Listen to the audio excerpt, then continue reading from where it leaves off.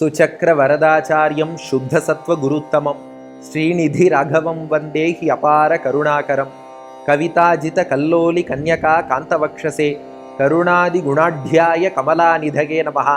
ஸ்ரீ சங்கரா TV நேயர்களுக்கு வணக்கம். இன்றைய புன்னகை ராமாயண ஸ்லோகத்தை அனுபவிக்க நீங்கள்லாம் தயாராக இருப்பீர்கள். உங்கள் முன்பு சீதாராமர்களும் உங்கள் இல்லத்திலும் உள்ளத்திலும் எழுந்தருளி இருக்கிறார்கள். ஸ்லோகத்தை விண்ணப்பிக்க போறோம். எந்த ஸ்லோகம்? புன்னகை ராமாயணம் பாலஸ்பந்தம் 23வது ஸ்லோகம். முதல்ல காட்சி என்னன்னு பார்த்துட்டு ஸ்லோகத்துக்குள்ளே செல்வோம். என்ன காட்சினா, அதான் பார்த்து வருகிறோமே, மிதிலையின் புறநகர் பகுதியில் கல்லாக இருக்கும் அகல்யா ராமனுடைய திருவடி துகள்பட்டு பெண்ணாக மாறிவிட்டாள். இப்போ அவள் தன் கணவரான கௌதமரோடு சேர்ந்து விட்டாள். இப்ப இந்த கௌதம முனிவர் ராமனுக்கு பல்லாண்டு பாடிட்டு இப்ப ஆசீர்வாதம் பண்ணி ஒரு வார்த்தை சொல்றாராம். ராமன் அடுத்து எங்க போறார்? மிதிலைக்குள்ளதானே போறார். மிதிலைக்குள்ளே சென்று நல்லபடியா சீதைய திருக்கல்யாணம் பண்ணிக்கோன்னு ஆசீர்வாதம் பண்ணுகிறாராம் கௌதம முனிவர். அதை கேட்டு நம்ம ராமன் சிரிக்க போறான். வாங்கோ ராமனோடு பேசி அந்த புன்னகையை ரசிச்சுடுவோமா? ஸ்லோகம். பங்க்த்வா ராமசிலா மதா மம முதா பூர்ணாம் இமாம் பாமினீம் பங்க்த்வா நாம தனுர்பஜாவனி பவாம் ஸ்ரீஜானகீம் பாமினீம் ஏவம் வாதினி கௌதமே குஷிக பூ சந்தோஷ சம்வர்தகே என் மந்தஸ்மிதம் ஆனனே தவ பபௌ தத் சாம்பிரதம் பாசதே என்பது ஸ்லோகம். இப்போ வில்லூர் சுவாமி ராமனை பார்த்து சொல்கிறார், ராமா, அந்த கௌதம முனிவர் உங்ககிட்ட சொன்னார். என்ன தெரியுமா சொன்னார்? பங்க்த்வா ராம ஷிலா மதா மம முதா. ராமா, இந்த கல்லை நீ உடைத்தாய். அதாவது அந்த திருவடி துகள்பட்ட கல், அதுலேருந்தான அகல்யா வந்தாள். இந்த கல்லை நீ உடைத்தாய். உடைத்து பூர்ணாம் இமாம் பாமினீம், என்னுடைய மனைவியை முழுமையாக எனக்கு மீட்டு கொடுத்தாய். அப்போ இந்த கல்லை உடைத்து என் மனைவியை எனக்கு பெற்று கொடுத்து விட்டாய். ராமா, இனி நீ மிதிலைக்குள்ளே போ.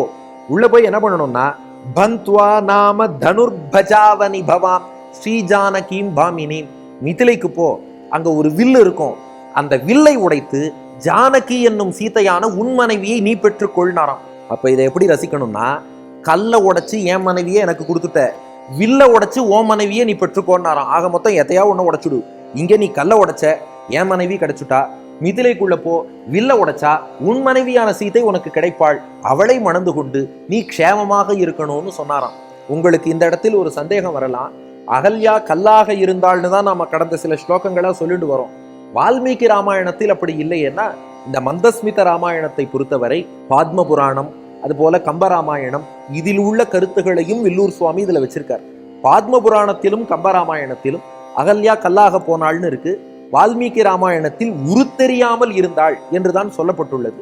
ஆனா புன்னகை ராமாயணத்தில் எல்லாவற்றையுமே அவர் சேர்த்து கவர் பண்றதுனால கல்லாக இருந்த சரித்திரத்தை முக்கியமா வச்சு பேசியிருக்கார். எல்லாத்த விட இதுல சிறப்பம்சம் என்னன்னா, புன்னகை ராமாயணத்தை நாம அந்த மாதிரி ஒரு அனலிட்டிக்கலா வால்மீகி ராமாயணத்துல இவர் இப்படி பாடியிருக்காரான்னு பாக்குறத விட, இதுல ஒவ்வொன்றுமே வில்லூர் சுவாமி ராமன் முன்னே வந்து நிற்பார், வடுவூர் ராமன் முன்னாடி. அப்ப ராமன் அவர் மனசுல ஒரு காட்சி காட்டுவான். அது வந்து இறைவன் பரம பக்தர்களுக்கு பண்ணக்கூடிய அனுகிரகம். அப்போ பகவான் என்ன காட்சி காட்டுகிறாரோ அதை அனுசரித்து அவர் பாடுகிறார் என்ற கோணத்தில் நாம் இதை ரசிக்க வேண்டும். அதனால இது பாத்ம புராணம் கம்பராமாயணத்தில் உள்ளதின் படிதான் அவர் பாடியிருக்கார். அதனால கல்லை உடைச்சு என் மனைவியே எனக்கு கொடுத்துட்ட, வில்ல உடைச்சு ஓம் மனைவியே நீ பெற்றுக்கோ என்று சொல்லி மிதிலைக்குள் ராமனை அனுப்பி வைக்கிறார் கௌதம முனிவர். ராமா, அப்ப நீ புன்னகை செய்தாயே. ஏன்னா இதுல ராமனுக்கு மகிழ்ச்சிங்கிறத விட விஸ்வாமித்திரர் சந்தோஷப்பட்டாராம். ஏவம் வாதினி கௌதமே குஷிக பூ சந்தோஷ சம்வர்தகே. இதை கேட்டதும் விஸ்வாமித்திரருக்கு ஒரே சந்தோஷமா. ஏன்னா அவர் சொன்னாராம், அதுக்குத்தான் நான் இவாளை வலுக்கட்டாயமா அழிச்சுன்னு வந்தேன், இல்லைன்னா சித்தாசிரம யாக சம்ரக்ஷணத்தோடு திருப்பி அனுப்பியிருக்கலாமே. விஸ்வாமித்திரர் அழைத்து கொண்டு வந்ததே சீதைக்கும் ராமனுக்கும் திருக்கல்யாணத்தை பண்ணி வைக்கணுங்கிறதுக்காகத்தான் அழைத்து வந்தாராம். இதற்கு சுவையான ஒரு காரணமும் சொல்வார்கள். விஸ்வாமித்திரர் என்ன பண்ணிட்டார், இதே ராமனுடைய இக்ஷ்வாக்கு குலத்தில் ராமனுடைய குல முன்னோரான ஹரிச்சந்திர ராஜாவை பத்தி கேள்விப்பட்டிருப்பேள். அந்த ஹரிச்சந்திரனையும் அவன் மனைவி சந்திரமதியையும் விஸ்வாமித்திரர் தானே பிரித்தார். உலகத்திலேயே பெரிய பாபம் ஒரு தம்பதியை பிரிப்பது. அது ஏனோ விஸ்வாமித்திரர் பண்ணிட்டார். அது அவருக்கே வருத்தமா. அதுக்கு ஏதாவது பிராயஷ்சித்தம் பண்ணணும்னு நினைச்சாராம். எது சிறந்த பிராயஷ்சித்தம், எது சிறந்த புண்ணியம்னா, லோகத்துல ஒரு தம்பதியை சேர்த்து வச்சுட்டோம்னா அதுதான் சிறந்த புண்ணியம். அதனால விஸ்வாமித்திரர் என்ன பண்ணாராம், எந்த இக்ஷ்வாக்கு குலத்தில் ஹரிச்சந்திரன் அந்த சந்திரமதின்னு தம்பதியை பிரித்தோமோ அதே இக்ஷ்வாக்கு குலத்துல பகவானே ராமனா வந்திருக்கான். அவனுக்கு லக்ஷ்மியின் வடிவமான சீத்தைங்கிற அந்த மனைவிய திவ்ய தம்பதியா சேர்த்து வச்சுட்டோம்னா அது நமக்கு எவ்வளவு பெரிய க்ஷேமத்தை கொடுக்கும்னு யோசிச்சுட்டு அதை பிளான் பண்ணிட்டு தான் விஸ்வாமித்திரர் வந்திருக்கார். இப்ப கரெக்டா கௌதம முனிவரும் உள்ள போ, வில்ல உடைச்சு உன் மனைவியை எடுத்துக்கோன்னதும் விஸ்வாமித்திரருக்கு அவ்வளவு சந்தோஷமா, ராமா விஸ்வாமித்திரர் மகிழ்ந்ததை பார்த்து நீ மகிழ்ந்தாயே, என் மந்தஸ்மிதம் ஆனனே தவ பபௌ தத் சாம்பிரதம் பாசத்தே. அந்த விஸ்வாமித்திரர் மகிழ்ச்சியை பார்த்து நீ பூத்த புன்னகைதான் இப்போது வடுவூரில் உன் முகத்தில் விளங்குகிறதுங்கிறார். அப்ப ஸ்லோகத்தின் கருத்து, கௌதமர் சொன்னார், ராமா கல்ல உடைச்சு என் மனைவியை கொடுத்துட்ட, மிதிலைக்குள்ள போய் வில்ல உடைச்சு உன் மனைவியான ஜானகியை பெற்றுக்கொள் என்று சொல்லி அனுப்ப, அதை பார்த்து விஸ்வாமித்திரர் மகிழ, அதை பார்த்து ராமா நீ மகிழ்ந்து புன்னகை செய்தாயே, அதுதாண்டா வடுவூரில் உன் முகத்தில் மின்னுகிறது என்று ரசிக்கிறார் வில்லூர் சுவாமி. இப்போ 3 விஷயங்கள்.